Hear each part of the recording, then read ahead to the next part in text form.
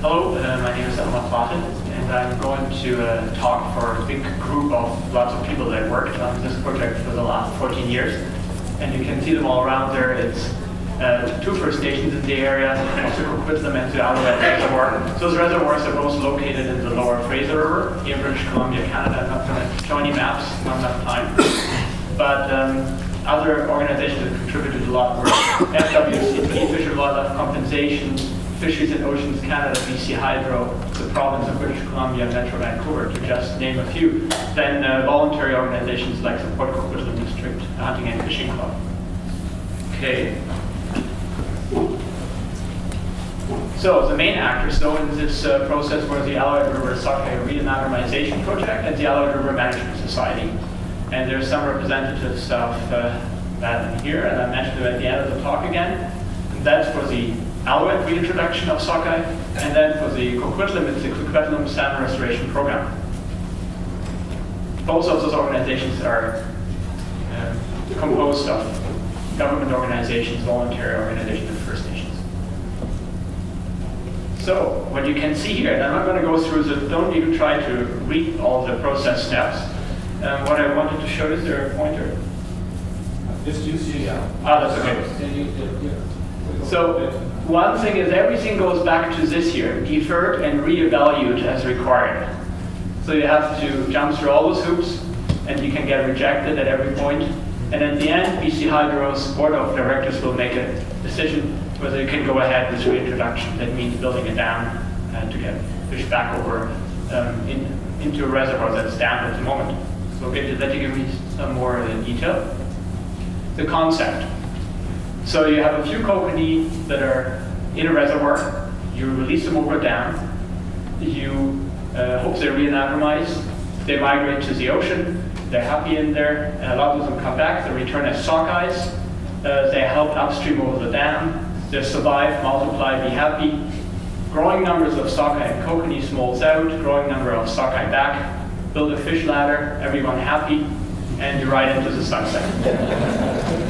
It didn't quite go that well, but almost. But since I only have 45 more minutes for this talk, I'm going to just concentrate on a few of them. Okay. So considerations that we have to look into is what's the habitat like, spawning, rearing, etc., operational impacts. Does BC Hydro has to manage the reservoir in a certain way to make this happen? Nutrients of the lake, limnology, all the background there. Diseases, will they be imported into the lake because there hasn't been any connection to the ocean for a long time. How commercial fisheries are impacted, and so on and so on. So the research that was decided that's needed for this project to go ahead was to get kokanee smolts out, adults back. How can we do that? What are the adult sockeye doing in the reservoir? How are the juvenile kokanee or sockeye faring in the reservoir? Do we have to use enhancements for hatcheries? And then we have to write synthesis reports at the end that are going to the board directors, and then a decision will be made. And 40 studies later and a few $1 million into it, I show you now where we're at. And obviously, there's 40 studies, so I can just show the absolute tip of the iceberg. Just the setting, Alouette Reservoir has a dam here that has a spillway. So that's a big, huge plus. And you actually controlled release of water. So actually in the Alouette, you can release kokanee by opening this gate here at the time when kokanee are in front of the gate. And that's what we did, and that worked out quite well. In general, Alouette is about 1,600 hectares, quite deep, used to be oligotrophic, now gets fertilized, because it's heavily used for recreational fisheries in that area. Coquitlam setting a little bit different. You can see here, no spillway. The only way that the fish can get out is through this sluice tower and a little hole on the bottom of it. So consequently, there's not very many coming out. And again, size is pretty similar. It's 1,100 hectares. And in both lakes, we have a lot of other fish species. The red-side shiners, the typical things, cutthroat trout, and a combination of all kinds of stickleback and other species. So initially we found out that the kokanee actually leaving the reservoir, we were testing how well kohos are surviving going over the spillway. So we released koho top opens the spillway, pots of coho below, and what we noticed is that a lot of kokanee were actually spilled down while we were grading those cohos out. And we said, oh, that's probably the way how we should do this. And so from 2005 on, we looked at how many smolts are going out, and we used a rotary screw trap to do that, mark recapture experiment. Then we looked how many adults are coming back, and in the Alouette there was a fish fence built with a fish trap to count the adults. And then we looked how many we could go and get into the reservoir. What you can see here for smolts coming out, the numbers are fluctuating quite a bit, but we're usually in the thousands, sometimes in the tens of thousands of smolts that are going out. So that's quite encouraging. Based on a 0.5% survival, we expected probably 40, 50 to 100 fish maximum to come back. And yes, we saw the first 28 in 100 years coming back. This is a system that was very exciting. And we were going up, and a little bit same, then really up, and we saw we had this thing figured out. The next year, we found out we hadn't figured it out, and then it came back a little bit, we had hope again, and then from there, it has gone to here. And now we're at a very low number. And so that's where enhancement may come into play. And we may probably have to do a little bit more than what we thought we would have to do in the beginning. Coquitlam situation is a little bit more desperate.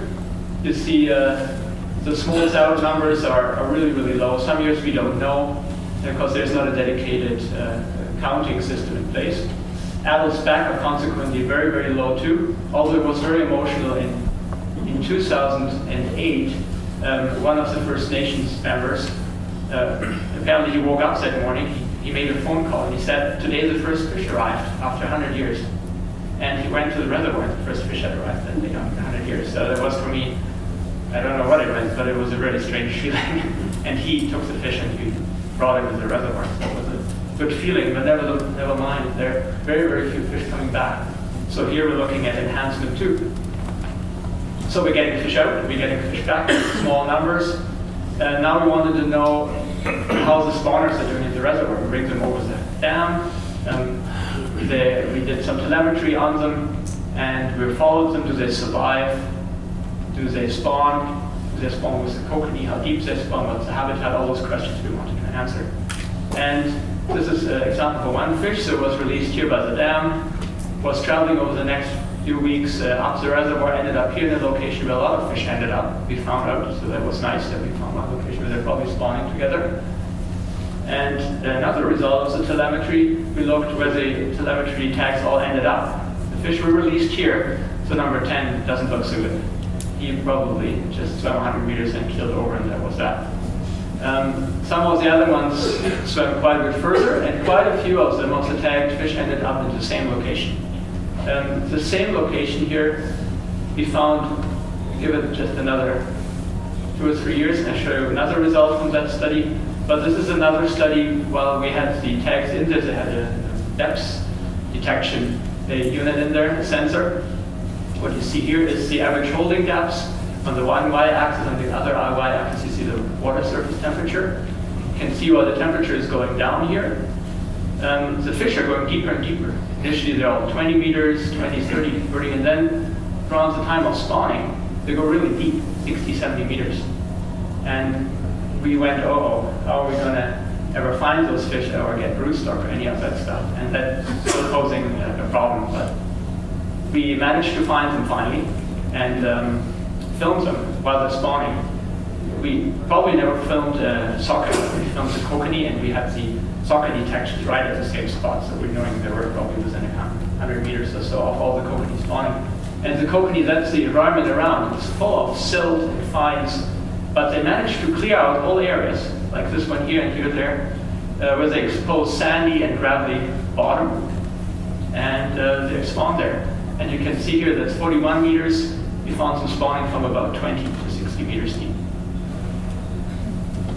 Then we did some hydroacoustics, and just generally as an introduction, we found that the fish behave like they do in most areas, and it's for kokanee now. They come to the thermocline at night, feed there. And what you can also see here, the fish in this reservoir are pretty small. You know, the majority of fish are between 20 and 30 centimeters. And that's typical for the kokanee length. They're very small at spawning. But what we could also do with hydroacoustics is we could see whether the smolts are migrating to the dam in the spring. That was the next experiment. And what you can see here is the percentage of fish. Here's the distribution over the reservoir. To the left is the furthest away from the dam. To the right is right in front of the dam. And that was a typical distribution for a fall hydroacoustic survey. Most of the fish in the main basin, quite a few in the north, and then the fewest close to the dam. And then we looked the next spring at only 60 to 110 millimeter fish and see what they were doing. And in the beginning, before the smolting period, and we knew when the smolting timing was through other studies, you see most of the fish in the north, and then they have no fish basically close to the dam. And then when the smolting period started, you see this distribution changing, and we got quite a few fish in front of the dam, so that was very encouraging. But we're thinking, well, if the small fish goes there, the predators probably follow as proof. And so we looked at the fish only over 300 millimeters, those are the blue bars. And again, before the smolting period, mostly far away from the dam. Then during smolting, they seem to follow the kokanee. We set nets too, and here you see a bigger cutthroat trout, and yes, they're eating the kokanee, following them around. So that was all good and encouraging, and is the next step to knowing that we can probably do something at the dam if we know at least the kokanee goes there. It's a big step forward. So we still had very low numbers going out and coming back. So we then started another project with hatchery enhancement, catching those tiny little males and females. Here's a female, there's a male. This grouper here is 23 centimeters. This female was 22, I think. And you're lucky you get 300 eggs out of them, usually closer to 200 eggs. And we managed to get 10,000 eggs brought to a hatchery and incubated, and there are now 6,000 of them left. It will be released this year as smolts below the dam. So for the Coquitlam, we're hoping for the first time we're going to get higher numbers of fish back in a few years. So now the next implication is, after we figured out pretty much how to get the fish out, we know how to get them back, we know to enhance them, to get broodstock, solve all those issues. This is the timing here, this dark blue, dark black line of the fish returning to the Alouette. And the stippled lines are all different runs in the Fraser that are commercially harvested. So you can see here there's pretty good overlap, especially in the peak, with all the commercially harvested runs. So if we ever should create a run there, EFO is thinking, well, probably we have to protect this run in the future. And there's another question to be answered, to be continued. So what we are hoping for the future is that we're going to have a structure that allows the Alouette fish to come back and overcome the spillway.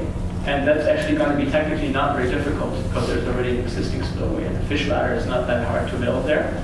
For the Coquitlam, we need a structure that brings the fish out first, and then we can think about a structure that brings the fish in.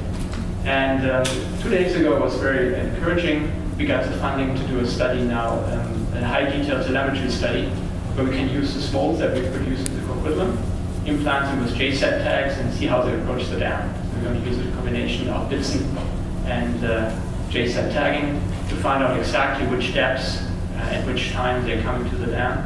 And then BC Hydro is also starting the study with looking at engineering options, how to get the fish out.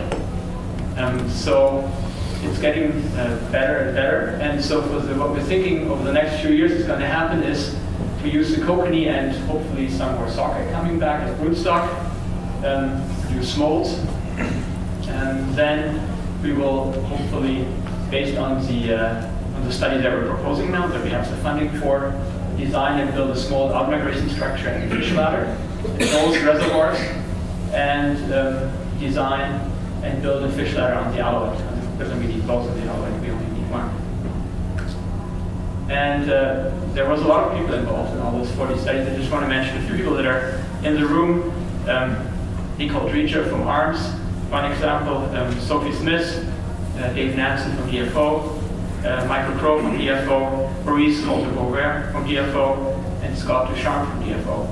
So thank you very much, and I'm really only the messenger for this big group of people that made this possible. Hopefully in 20 years from now, we don't know what to do with all the sockeye coming back to this system. Thank you.